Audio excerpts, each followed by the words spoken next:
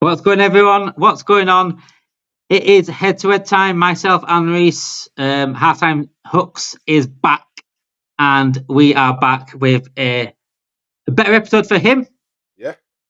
Not me. Not at the moment. Not at the moment. Yes, this is after a couple of Liverpool games and one Arsenal game. We've got the big fixtures coming up this weekend as well. Liverpool have got Man City away. Arsenal have got West Ham at home. Ah, what a week! What a week, Rhys! What a week! You beat Leicester. You got the job done. Marino coming on. Ole Gunnar Solskjaer sort of esque. Yeah. Yeah. And then we played Sunday. We got the job done, but we weren't good at all. We was not good at all. We nearly messed that one up. And then last night, my head were gone. My head were absolutely gone because last night we should have won again. We played better than we did against Wolves. We didn't deserve to draw last night. We probably deserved to win. But against Wolves and Everton, we didn't deserve to win. But yeah, the chance we missed, mate, honestly. But that glimmer of hope that I gave you last week, that glimmer that you seen, Yeah. it's now becoming like that big. It's started getting bigger, and that's why I'm worried. That's why I'm worried. How are you feeling? I'm feeling great. I'm feeling great. Like, I won't lie, I'm feeling great. Like I knew that Liverpool was gonna drop points. Aston Villa wasn't the game I thought you was gonna drop points in. Like over the next 3 games, I guess two now because you played Villa. I thought that you was gonna drop points at Manchester City and drop points at Newcastle. I thought Villa was the win. That's where I was like, yeah, you're getting those. I predicted 2-1. Like, yeah, you're gonna get those points, but you drop points earlier than what I expected. So, I mean, I can only be happy. I mean, it all means nothing if we don't go and beat West Ham on Saturday. Yeah, But we're going to beat West Ham on Saturday because there's no way that Arsenal doesn't win on my birthday. So that's 3 points in the bag. We got that already wrapped, signed, sealed, and delivered. I'm I'm holding you to that. I'm holding you to that. I'm clipping this one up. I'm clipping this one up, and this is going to go on back burner. yeah, I'm cashing in the check already. But I personally think, yeah, aside from like all of the trolling and banter and everything, yeah, I think the one thing that Liverpool fans should be really worried about is the players are getting tired. You can see it. Like you can see that the players they don't have. I know it's natural, like for any player or set of players to go through a season and naturally not have the same amount of energy as they did Yeah, yeah, first part of the season, but for certain players it looks bad, man. Like McAllister and Gravenberch, just they looked devoid of stamina, and you can't. It's like I said, you can't really rest them now because you can't rest the McAllisters and the Gravenberches against Manchester City, no, and then you can't really rest them against Newcastle either because the only game that you can rest them in is Southampton, but then if you don't like this for hypothetically speaking, say you lose to Manchester City and then you draw to Newcastle, you can't really afford the risk to rest against Southampton because like yeah, yeah, you need those 3 points. So I think that and then this here's where being the best team in the world at the moment really does come back to bite you in the bum. Yeah, is all of your players are going on international duty. mm, No one's getting a rest. No one's getting a rest over that time. They're all going. They're all getting called up by their nations. Like your group of players are arguably the best group of players in the world right now. So there's no way that they're not getting called up. So and then playing international games. I know as an Arsenal fan because I've lost a few players to international break. It gets yeah. And is it two? I think it's two fixtures. I think it's two fixtures. yeah. There's hardly any games in March. I think we've Yeah, got one game in March as Liverpool, yeah. We're playing. one home game, Southampton, I think we've got and then two. one cup final, and then we've got cup final as well. Wait. When is the cup final? Is that after the international? Sixth of March. Oh, it's before it. So Okay. that's why we played last night. So we'd played Villa that weekend. Okay. So now, so then it's even more tricky because I mean you can't really rest players for the Carabao Cup final. Nope. So yeah, the the fixtures are piling up. This was really a game you needed to win, and you know what? It was Villa that kind of mashed up and ruined our title charge last season. They did it. They tried doing it this season, didn't they? Watkins.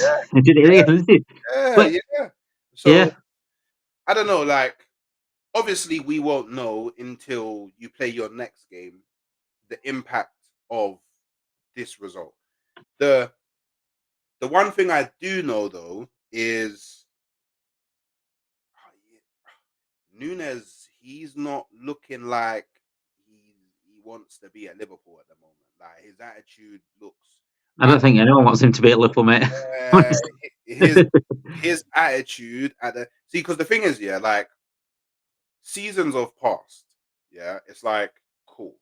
He's not the most clinical of striker, but his work rate is insane. Like, that was the thing that kind of, I guess, saved him from a lot of fans. Kept him going. Yeah, it was like his work rate. He's not even doing that anymore. He's not even doing that, and he's not even giving you the work rate anymore. He just doesn't look like he really wants to be in a Liverpool shirt anymore.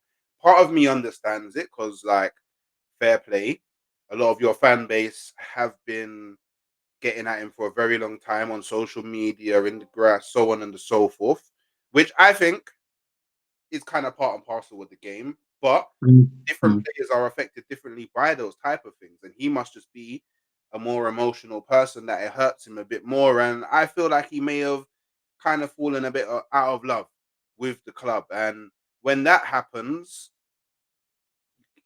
because the thing is, can the chance he missed?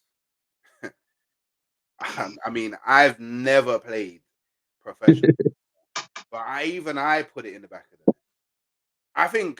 I think anybody in your phone book, if you put them in that exact same scenario, put the ball. I'm going to test that out. I'm going to test that out. I'm going to ring everyone in my phone book. Right, we're going to recreate that chance out on the field somewhere. So it's see, because like I don't know, like, as a Liverpool fan, I guess there's kind of two ways to approach this. Like, well, I mean, from Saturday, because one thing that we have to put into play as well is you will be a game ahead of us until we play Chelsea. Yeah. So let's just say, for example, Arsenal win on Saturday. Now it's in the Liverpool players' minds. They go into that Manchester City game knowing that we really need to win, because if we don't win, yeah, there's room for Arsenal to close the gap because they got a game in hand. And the funny thing as well, I think if I think it might have been this game, or no, I think it's if you was to lose to Manchester City, the title would actually be in Arsenal's hands. Because if we won all of our games and you won, you play us at Anfield. That's why, yeah. So literally, if you lose to Manchester City, providing we win all our games up to it and you win all your games up to it, that match decides the title.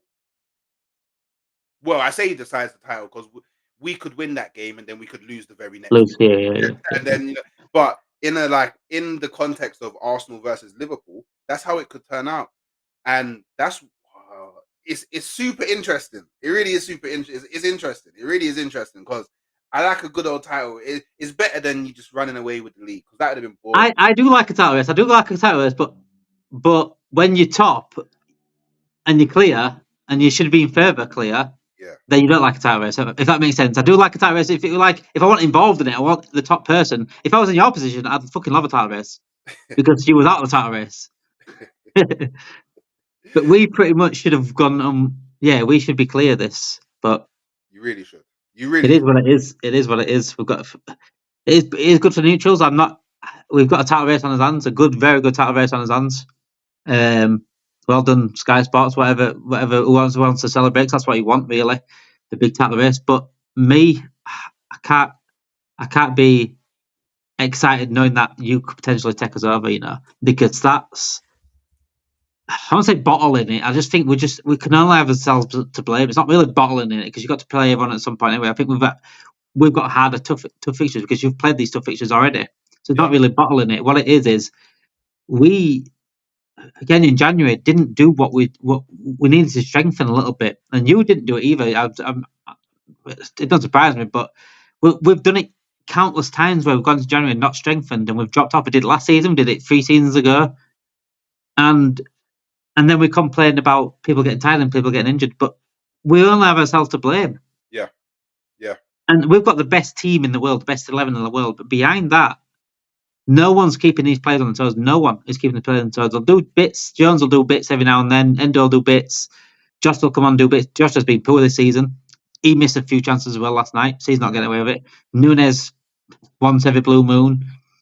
There's not enough behind them to say, look, keep up your performance, because they're gonna get played every week, these players, because no one's pushing them, and they're gonna get knackered. Like you said, Dave McAllister, Gravenberch, they look knackered.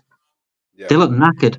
Gravenberch is playing in a position he'd never, he has played in, but he's not used to that position, and he's having to sacrifice his game a lot. Yeah. He's a driving forward player. He likes to drive from midfield forward. He can't do that as much now because he's having to cover the sixth position because we didn't buy a six, and now the six that we were going to buy, and you're going to go get him in the summer now. It's a continuous thing, and Liverpool not learning by it, and fans get called out saying, "No, you just want transfers all the time." No, you not just want transfers. We want to win this fucking league. We want the best chance to win this league. Yeah. That's what we want.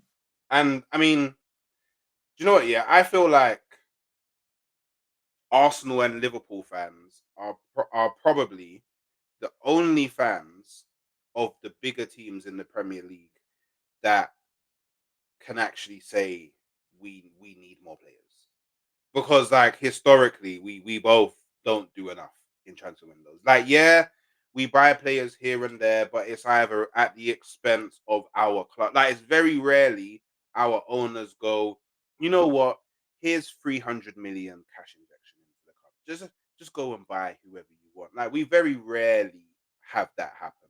Like, we very rarely got, like, especially in like, because obviously if you look at Liverpool, yeah, I know that you signed Nunes for a big amount of money. I know that you signed Szoboszlai for a big amount of money, but I think if we was to be fair, you probably would have wanted other players at the time as well. You probably would have wanted like much higher caliber players than what you signed. I know you signed Van Dijk and you signed Allison, but that was off the back of Coutinho still. if you never sold Coutinho. If we didn't sell Coutinho, mate, I'd dread to think where we'd be. We would not have been winning any Champions League or league. Exactly. And then Arsenal's case, like the only real, I know a lot of people say Havertz, but I think in the grand scheme of things, and like if you just look at like things like inflation and like market relativity, like we didn't really spend that much on Havertz. 65 million for an attacking midfielder slash strike. It's not really a lot of money.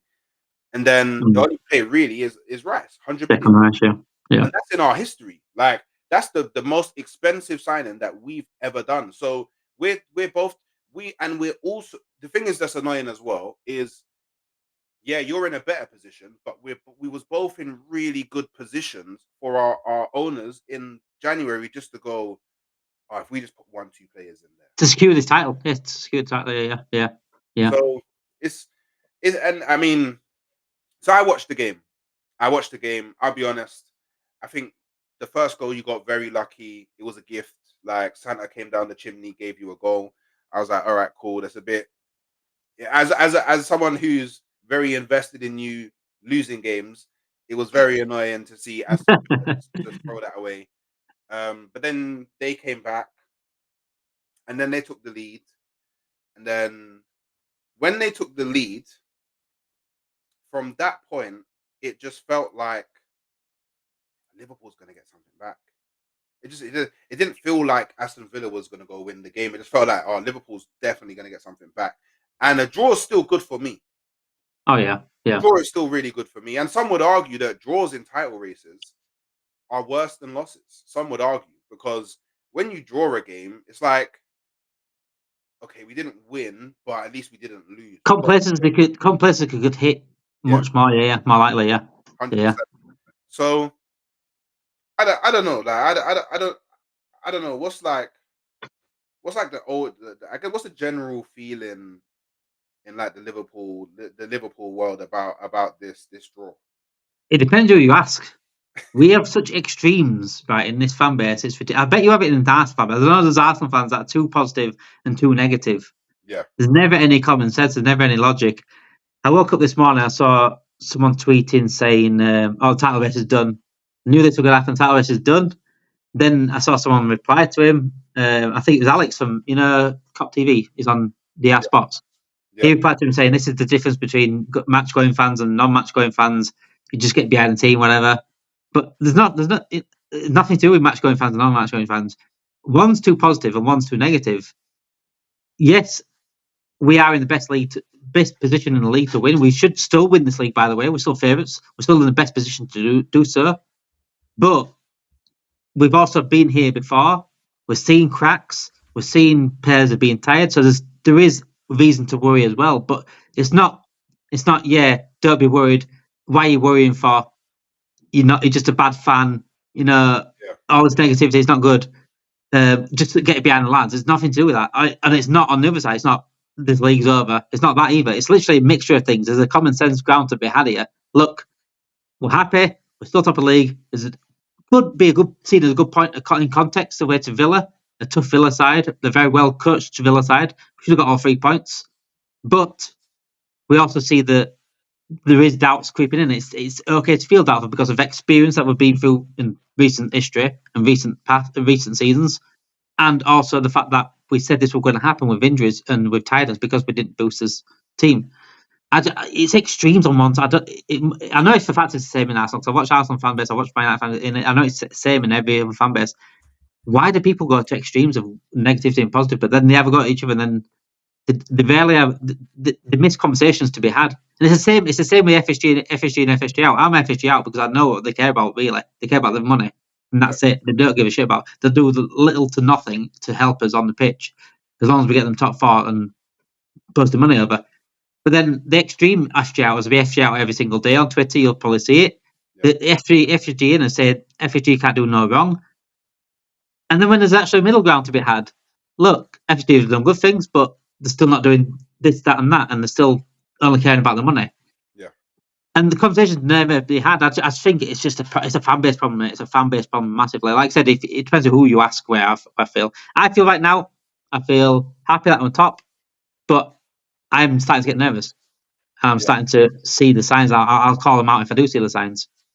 I think it's an internet problem, personally. Like, I feel like the way that football's spoken about now on the internet is very polarizing. It's like it's very culty, very clicky. Like, Yeah.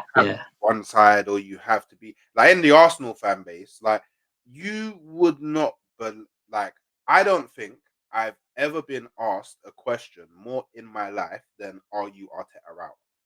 I've never been asked a question more in my life than that. And I've only been on YouTube since like October 2024, like on my channel. So for the space of like 6-7 months to be asked a question more times than like for nearly 34 years I've been on planet Earth, to me is crazy. And if you don't answer these questions in ways that people want you to, it's like, okay, oh, you're a flip flop. Oh, you're deluded. Oh, you're sitting on the fence. That's one I like to use a lot. Sitting on the fence. But it's like, I don't know. I'm just like, I'm a very balanced fan in the sense that, like, I'll always support my club. First and foremost, like, I'll always support my club. And I guess you could argue that more often than not, I do speak from a more, I guess, positive aspect. But I still criticize things that Mm. I don't like. It's just that I don't go too far with it. Like, I don't make it my whole persona to like criticize the club, just as I don't make it my whole persona to like overly praise the club. Like, I kind of like, cool, I like this, I don't like that. But It's just being real, isn't it? It's just being real. That's what it is. and it's how football used to be spoke about. Mm. Like, and it's how football's spoken about. Like, say for example, if you just go to your local pub and there's some football fans there, regardless of who they support, there's some football fans there. The conversation that you will have compared to the conversations that you will have on like Twitter or on YouTube, they're so vastly different. So I do think it's an internet problem, and I do understand like how I do understand we're very similar clubs. Funny enough, very similar fan bases.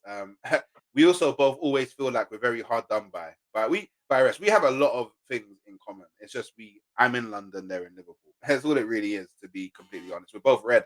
So yeah, I mean, looking forward, I mean, in my personal opinion, now you have to beat Manchester City. So how are you feeling approaching that game? A lot different to what I would have done a couple of months ago. Because Man City are starting to look down. Obviously, they got battered last night against Real Madrid.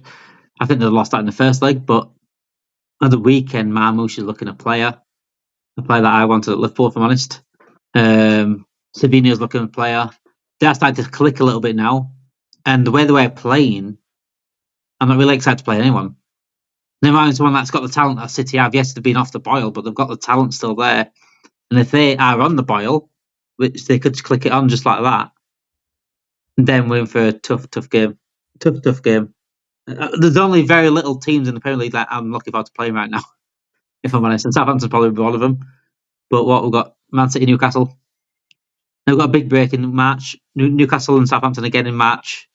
Carabao Cup final being one of them. But we've got one league in March, and that's it then. Yeah. If you go and win, then I think we've won the title.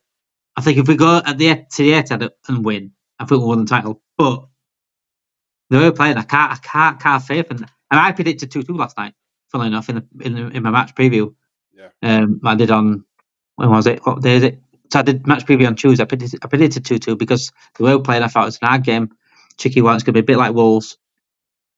And I'm going into this Man City game thinking similar, but again, Man City have got more than Aston Villa as well.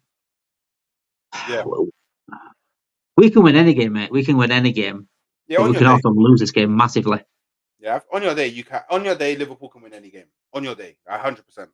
But I just wonder, has a bit of doubt potentially creeped in to the players' minds? Is there a bit of doubt there now? Like, yeah, positively, yeah, probably. It looks it that, it looks it. Yeah. And Anfield's feeling it. I don't know if you watched the Wolves game on Sunday, but Anfield was dead. It was eerie. You could feel the tension, you could feel the anxiousness, and that was when we were winning. You feel that. Imagine like we got Newcastle in a couple of weeks at Anfield, and we lose to City, and we go 1-0 down against Newcastle. The tension in Anfield would be ridiculous. It'd be ridiculous. But yeah, you're in a good position. The best thing is for you as well. The injuries could be a good thing for you because it takes less pressure on you then, because you're not expected to be in the title race now, especially with those injuries. And if you can stay in that title race until April, if Saka does come back for a little bit, if you can stay into the title race until he's back, you can fancy yourselves. Apparently, he's meant to be back after the international break. Same with Martinelli. That's huge, That's huge, I think, in my personal opinion, that could potentially be rushing it a bit. I would personally, in my opinion, like, okay, cool. Where are we after the international break? Yeah. We're like a couple points behind. Oh, just save Saka for the 10th of May. Only play him at Anfield. That's what I would. What's the fixtures like after that, though? What's fixtures like after the international break? I'll just have a look. Because if you got decent fixtures, then it's okay to maybe wait a little bit longer. Yeah. But if you've got tough fixtures, then you might have no choice but to rush him back. I think we. I'll have a quick look. 1 second. So it'd be third March. So March is the thing, isn't it? The international break. So we're coming back in April. So the first game you got back is Fulham at home. Then we got Everton away, and then we got Brentford at home, and then Ipswich away. See, you can't do that to rush that, do you? Yeah, I mean, maybe potentially have him back for the Crystal Palace game or the Bournemouth game. Maybe the Bournemouth game just before the Liverpool game. Maybe. But then we got our final 3 games is Liverpool away, Newcastle at home, and then Southampton away. And Southampton they've messed us up in the past before. Don't say I'm not relying on Southampton here. There's no fucking chance I'm relying on Southampton to win us anything. We've got our last threes, we've got you. No, we've got you. Yeah, we've got Chelsea away, then you at home, then Brighton away, then Palace at home. Last four. Palace is usually a tricky game for. They're one of them teams that really perform against big teams. You know. Yeah. I'm not liking these fixtures. You know. If it goes down to the final day of the season, I have more confidence in us being able to win it at Southampton than you winning it at Crystal Palace. Oh yeah. You away, aren't you? Yeah, away. Same. Away at home us. So you'll probably win it, or maybe. You'll probably win it, but I think at that point it may be a matter of goal difference. It could just be a matter. You know. Yeah.